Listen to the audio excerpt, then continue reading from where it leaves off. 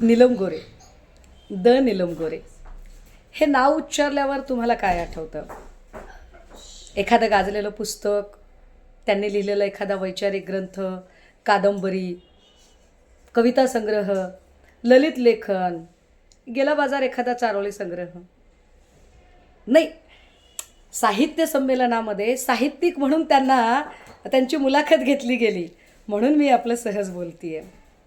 तर अशा या द नीलम गोरे यांना साहित्य संमेलनात बोलावणं, साहित्यिकांचीही कधी कधी अगतिकता आणि अपरिहार्यता असते आणि यांनाही तसं कोणी बोलावत नाही. तर त्यांनी असं म्हटलं की मी पक्षात असताना, म्हणजे त्या आमच्या पक्षात असताना बराचसा आर्थिक व्यवहार चालायचा, पदांच्यासाठी देवघेव चालायची आणि 2-2 मर्सिडीज कार द्याव्या लागायच्या.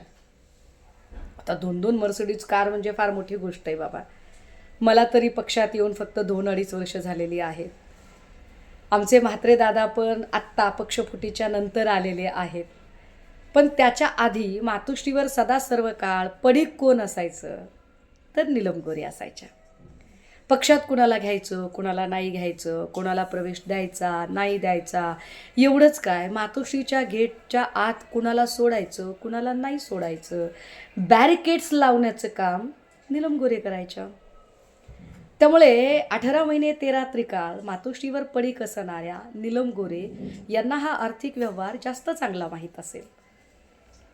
उलट मी तर असा विचार करते की त्या असताना जर एवढा मोठा आर्थिक व्यवहार चालत असेल तर एवढे सगळे पैसे नीलम गोरेंनी कुठे ठेवले असतील बरं? म्हणजे त्यांची विदेशात पण काही खाती असतीलच ना, इथेही असतील. कारण नीलम गोरे म्हटलं की मला काही पुस्तकं किंवा त्यांची गाजलेली सभा, एखादं गाजलेलं आंदोलन असं काहीच आठवत नाही.